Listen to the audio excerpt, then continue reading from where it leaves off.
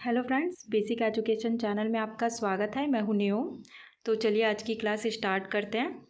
कल की क्लास में आपसे जो क्वेश्चन पूछा गया था उसका आंसर सबसे पहले देख लेते हैं कि क्या होगा। क्वेश्चन था, भारत के किसके चुनाव में आरक्षित स्थानों को चक्रानुक्रम से भरे जाने का प्रावधान है। तो इसका आंसर होगा ऑप्शन तीसरा, पंचायती राज संस्थाओं के चुनाव में जो है आरक्षित स्थानों को चक्रानुक्रम से भरे जाने का प्रावधान है। आज का पहला प्रश्न है, पंचायती राज संस्थान के अधिकतम आय का स्रोत है। पहला ऑप्शन है स्थानीय कर, दूसरा ऑप्शन है क्षेत्रीय निधि, तीसरा ऑप्शन है सरकारी अनुदान, चौथा ऑप्शन है इनमें से कोई नहीं। तो इसका राइट आंसर होगा ऑप्शन तीसरा, सरकारी अनुदान जो है पंचायती राज संस्थाओं के अधिकतम आय का स्रोत है। अगला प्रश्न है, निम्नलिखित में से क्या प्रत्यक्ष लोकतंत्र का उदाहरण है। पहला ऑप्शन है ग्राम सभा, दूसरा ऑप्शन है नगर पंचायत, तीसरा ऑप्शन है जिला पंचायत, चौथा ऑप्शन है ग्राम पंचायत। तो प्रत्यक्ष लोकतंत्र का उदाहरण क्या है, तो वो है आपका ग्राम सभा, यानी ऑप्शन पहला हमारा राइट आंसर होगा। अगला प्रश्न है, ग्राम पंचायत का आय का स्रोत कौन सा है। पहला ऑप्शन है भूमि एवं स्थानीय कर, दूसरा ऑप्शन है मृत्यु कर, तीसरा ऑप्शन है मकान एवं पशु कर, चौथा ऑप्शन है मेला एवं बाजार कर। तो ग्राम पंचायत के आय का स्रोत क्या है, तो वो है मेला एवं बाजार कर, ऑप्शन चौथा हमारा राइट आंसर होगा।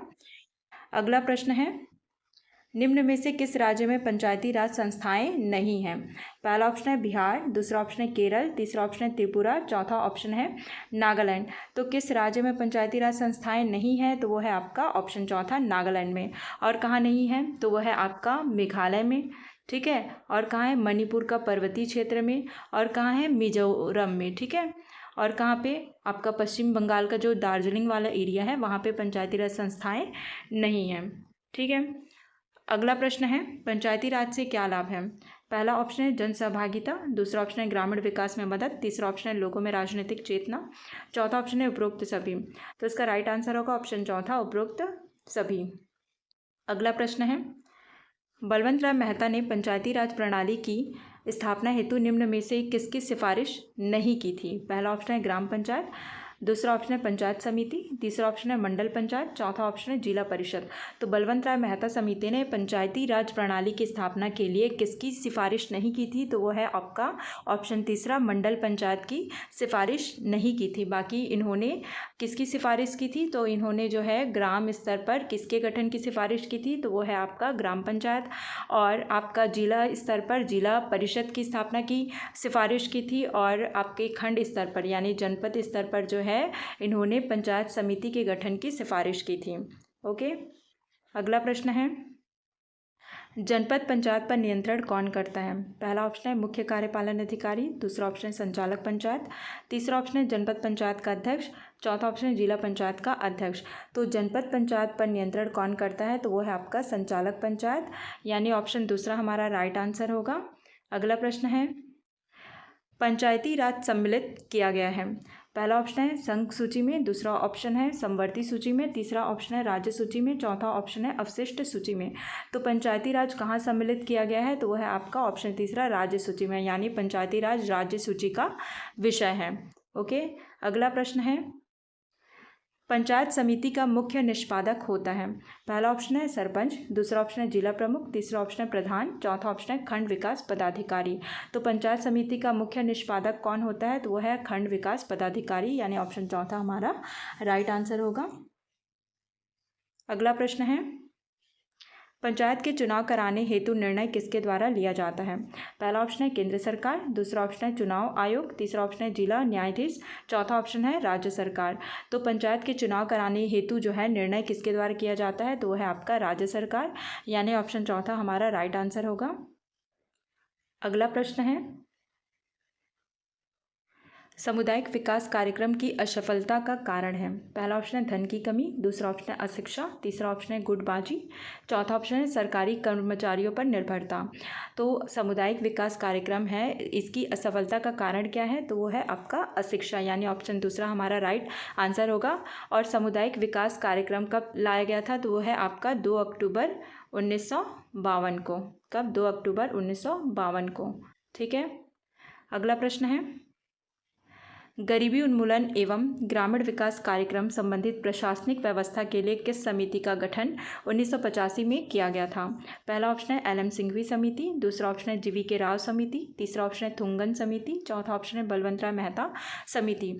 तो जो गरीबी उन्मूलन है एवं ग्रामीण विकास कार्यक्रम के लिए जो है प्रशासनिक व्यवस्था के लिए किस समिति का गठन किया गया था? तो वो है आपका जीवी के राव समिति का गठन किया गया था 1985 में। कब? 1985 में जीवी के राव समिति का गठन किया गया था। ओके, अगला प्रश्न है, भारत सरकार ने सामुदायिक विकास कार्यक्रम की समीक्षा करने तथा ग्रामीण क्षेत्र के विकास के लिए चलाई जा रही योजनाओं को प्रभावी बनाने के लिए किस समिति का गठन किया था? तो पहला ऑप्शन है अशोक मेहता समिति, दूसरा ऑप्शन है बलवंत राय मेहता समिति, तीसरा ऑप्शन है सिंघवी समिति, चौथा ऑप्शन है थुंगन समिति। तो इसका राइट आंसर होगा ऑप्शन दूसरा बलवंत राय मेहता समिति। ठीक है, तो बलवंत राय मेहता समिति का गठन कब किया गया था? तो वो है आपका 1957 को किया गया था। ओके, अगला प्रश्न है, 1977 में जनता पार्टी की सरकार ने पंचायती राज संस्थाओं के संबंध में किस समिति का गठन किया था? पहला ऑप्शन है बलवंत राय मेहता समिति, दूसरा ऑप्शन है थुंगन समिति, तीसरा ऑप्शन है सिंघवी समिति, चौथा ऑप्शन है अशोक मेहता समिति।